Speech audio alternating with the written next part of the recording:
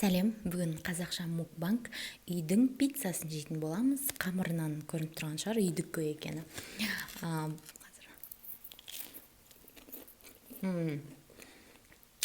Өте дәмді.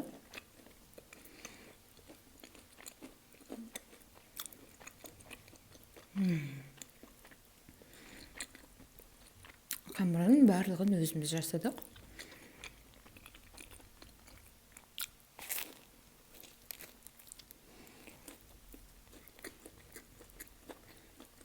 Және үстінде үйде бар тамақтарды салдық.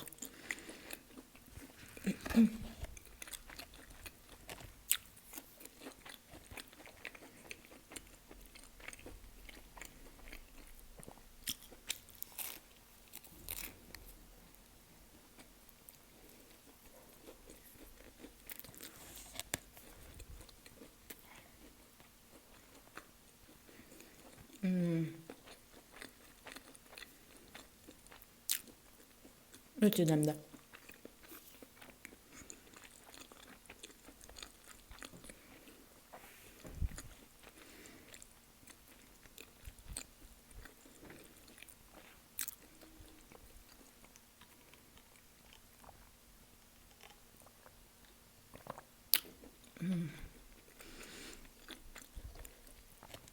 Бүгін сіздермен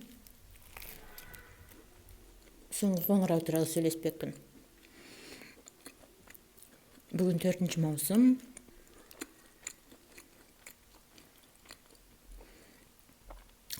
Қазақстанда рәміздер күні бүгін.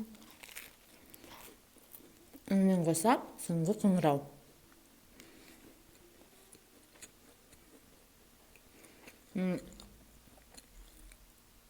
Мен Шығыс Қазақстанда тұрамын. Бізде кеше де болды, кейбір жерлерде.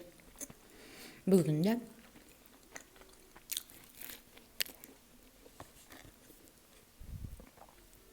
Өте қызық біз үшін, әрине. Өмір бойы қалыптасып қалған күн, 25 мамыр, соңғы қоңырау.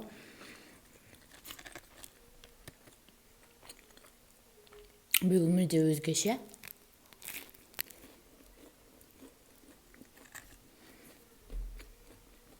Төртінші маусымда.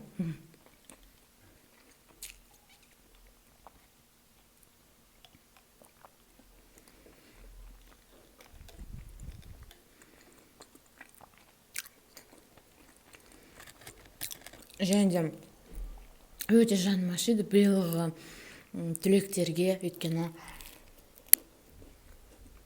жылда болатын дәстүрлі дүниелер жасалынбайтын болады осы жылы.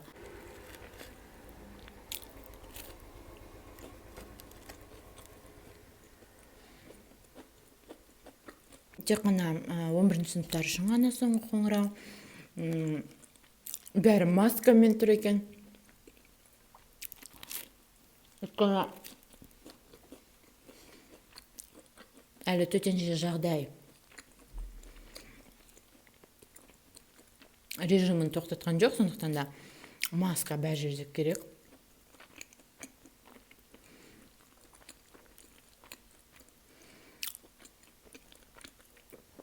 Тек қана суретке түсетін болса, олар енді суретке түседі, сол ғана естелікке қалады, болды. Ал дәстүрлі түрде ондай болмайтын шығар.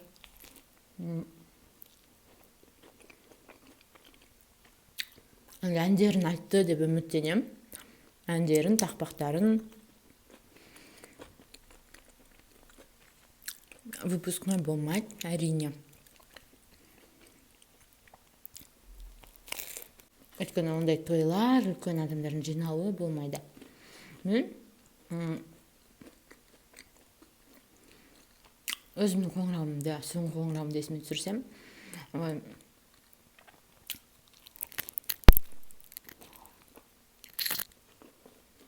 көкілі енталар. Кеудемізге қоңырау тағып, дайындалып неше ай бұрын.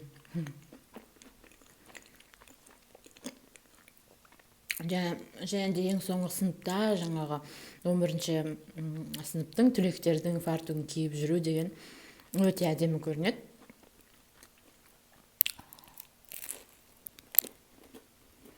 Жалпы маған ұнайды сондай форма. Кеңес дәуіріндегі күнделікті киілетін форма ғой. Бізде 11-ші сыныпта ғана киеміз. Биылғылар мектепке де барған жоқ неше ай. Сәуірден бастап.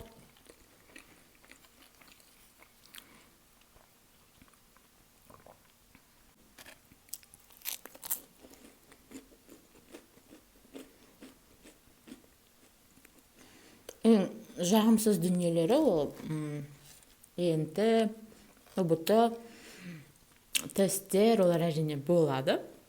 Ең жақсы бір қуанышты сәттер басқа форматта өтіп жатыр. Мүмкін ол да бір жағынан жақсы шығар.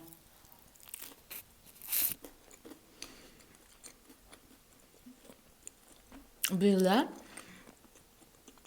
мына жеріне тағатын ленталарды әртүрлі түсте жасап жатыр екен түлектер. Өте әдемі.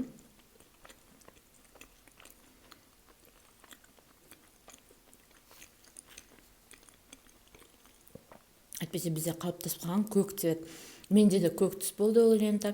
Менің алдымдағы 81-ші жылғы ағам, мен 5 жаста болған кезде, даже одан да кішкентай болғанда, менің ағам мектеп бітіргенде суретін алып кеп көрсетті. Оған дейінгі ағаларым барлығында да солай көк лента болған. Менің кезіме дейін болды, енді қазір енді ауыстырып жатыр екен. Жасыл түстес қып өте әдемі. Сол әр жыл дамып отыру керек сияқты адамдар. Неше ғасыр бойы бір түспен.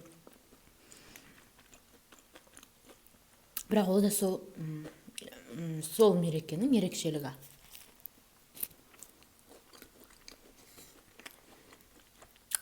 Соңғы қоңырауға неше ай дайындалып, әндерімізді дайындап, биімізді дайындап, видео, фото жалдап,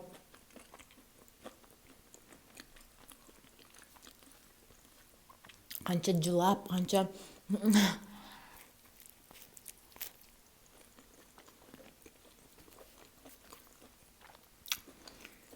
қанша жеке жүйемізді тоздырып айту өткіздік. Одан кейін ұбт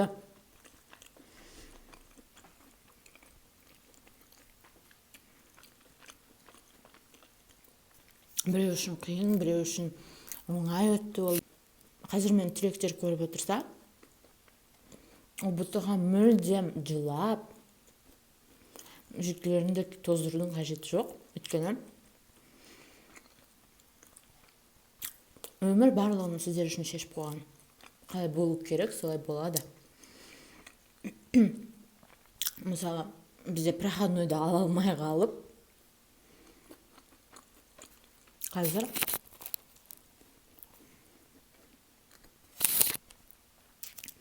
керемет оқуға келесі жылы түсіп, өте жақсы мамандық иесі болып отырғандар бар. Ең бастысы ақша табу қазіргі заманда. Ертең тірі болса өлмейсің. Грантқа жетеді ау деп тапсырған оқуларын оқып шығып, дипломдар үйде жатқан адамдар көп.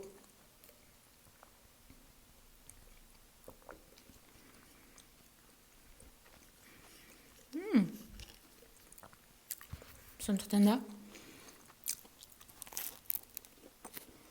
тағдыр қалай шешеді, солай болады.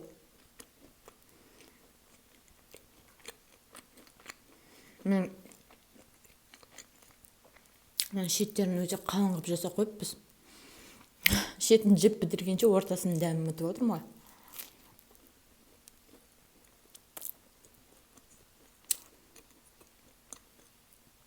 Выпускной қалай өтуші еді?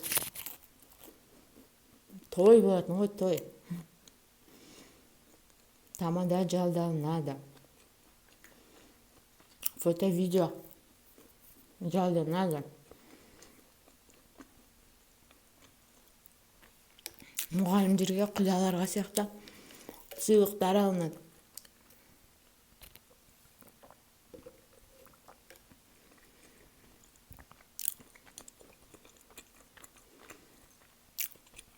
Өте қызық болатын.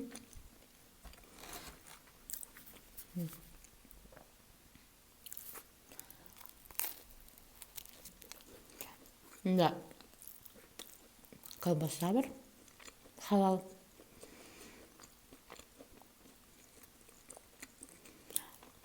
Қызанақ, сыр, тәтті бұрыш.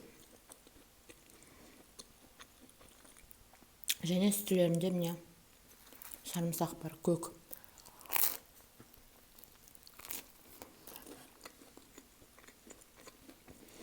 Бізде Қазақстанда әртүрлі айтамыз ғой.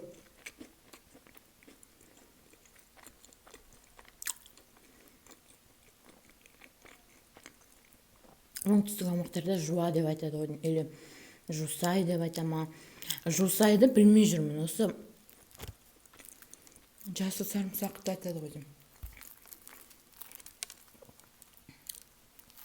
Жусаем деп айтады ғой. Что-то с жусаем деп.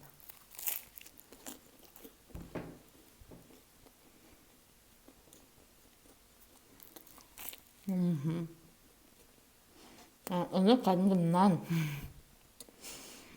Құрдай нан жеп отырған сияқтымын.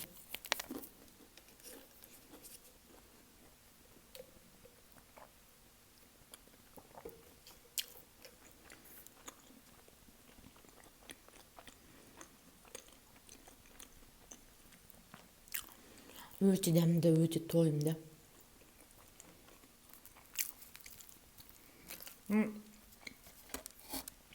Выпускнойда қыздар өте қатты дайындалады ғой выпускнойға. Көйлек алады. Көйлекті сосын бір жерге кетті. Үйінде жатады сосын. Онда әрқашан солай болған, выпускнойға көйлекті қымбат қылып алу керек деген. Күшті көйлек алу керек деген. Соңғы жылдары ғана кішкене сәнге сәйкестіріп солай киіп жүр ғой.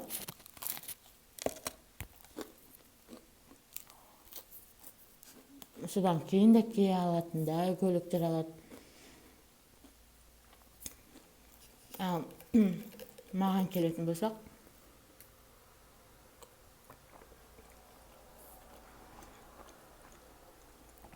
мектеп бітірген жылы бір мәселелер болды да менде, отбасылық. Сондықтан да маған ондай қымбат көйлек алып алған жоқ. Мен де түсіністік танытып, бір 10 мыңның көлемінде алдық қой деймін. Ол көйлек еще вечерний көйлек емес. Жаздық көйлекке ұқсады көбінесе. Ұзын көйлек болды. Қараған кезде қазір суреттерге әрине ойлаймын, басқандай алу керек пе еді деп. Бірақ қатты өкінбеймін алай.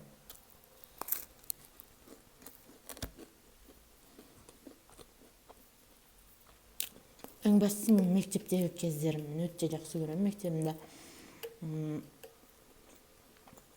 біздің сынып өте белсенді болды мектепте. Бәріміз біріміз үшін болдық, шынында да. Бірінші сыныптан 11-ші сыныпқа мен бір мектепте оқығандықтан өте жақсы көрдім мектебімді, мұғалімдерді.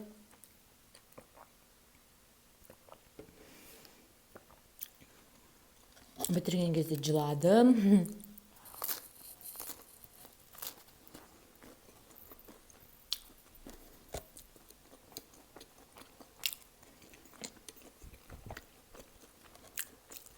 Сондықтан да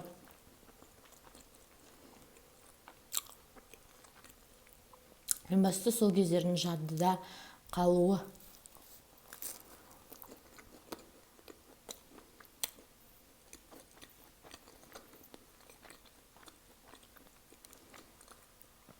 Содан кейін кездесесіздер ме, сыныптастармен жоқ па?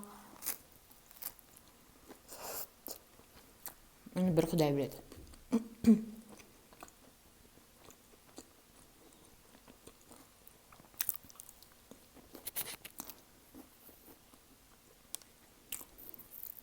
Биылғы түлектер өте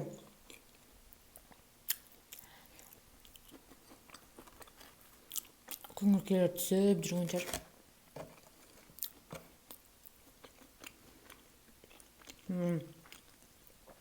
Өте дәмді, өте тойымды.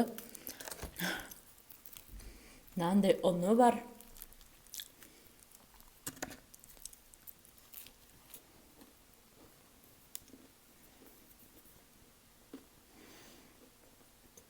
Менің видеомды ашсаңыздар, демек сіздерге мукбанг ұнайды және де қазақша сөйлеген ұнайды.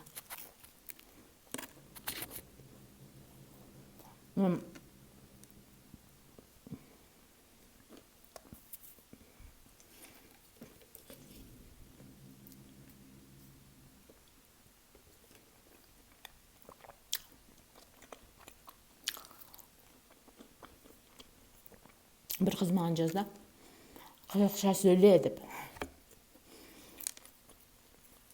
Бір мукбангымның астына. Содан кейін сондай ой келді. Неге қазақша түсірмеске деген.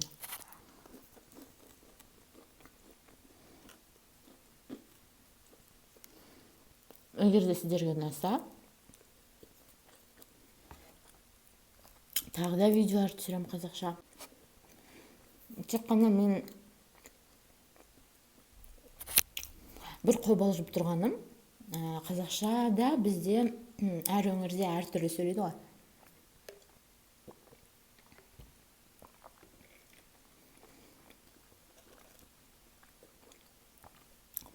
Менің қазақшам сіздерге қалай болады екен деп ойладым. Сондықтан да комментарийға жазыңыздар.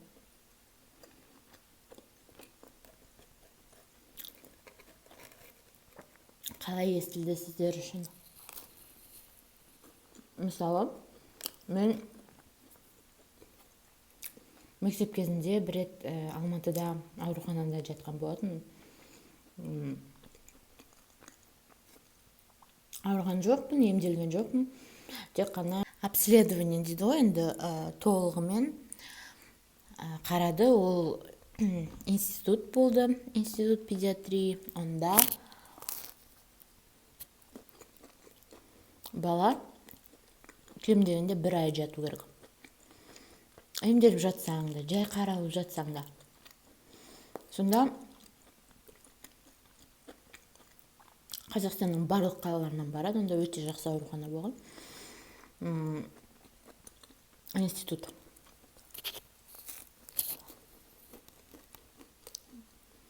Сонда байқалды маған. Қаншалықты біздің Қазақстан әртүрлі қазақ тілді біледі деген сөз.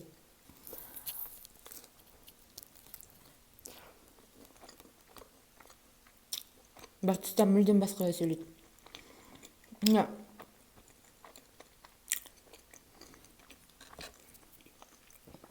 Маған оңтүстіктікі үйреншікті болды, кішкене, өйткені теледидардан, әзіл-сықақ театрлары, КВН, Жайдарман, барлығы көбінесе оңтүстіктің адамдары ғой.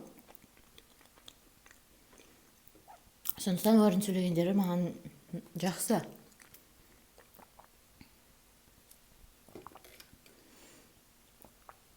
Түсінікті болды. Ал батыстікі, басқа қалалардікі өте қызық болып естілді. Жалпы сіздердің осы қазақша мукбангқа деген көзқарастарыңызды күтетін боламын. Астына жазыңыздар. Сұрақтарыңыз болса жазыңыздар, мүмкін. Тағы да келесі ретте қазақша видеолар түсіретін болсам, мен ол сұрақтарға жауап беретін боламын. Пиццаның тура жартысын жедім. Жартысынан бір бөлшекке көбірек жедім ғой деймін, өйткені мұнда 4 бөлшек қалыпты, нешеу екен санамадым басында. Енді көрініп тұр, тура жартысы емес екен,